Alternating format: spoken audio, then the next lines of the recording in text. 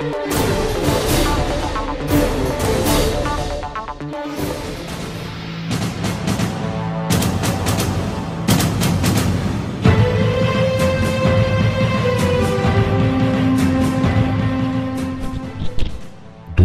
Grijak, star 24 godine, navijač Rada, koji je ranjen u pucnjavi kod Sava centra 10. juna 2012. godine, preminuo je 19. juna iste godine u urgentnom centru.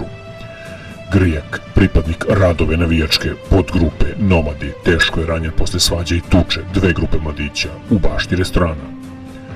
Pucnjava se dogodila oko 5 sati ujutru posle fizičkog obračuna nekoliko desetina pijanih mladića. Nepoznati muškarac ispalio je više hitaca u Grijaka i ranio ga u grudi.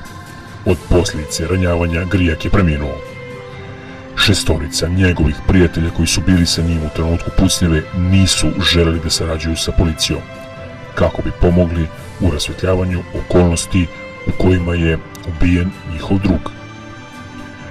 Policija je identifikovala osobe koje su učestvovale u ubistvu, ali one nisu uhapšene, pošto su posle zločina pobegli u Kosovsku Mitrovicu.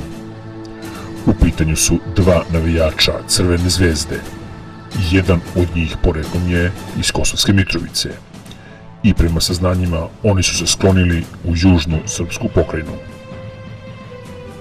Ubistvo Dušana Grijaka nije rešeno.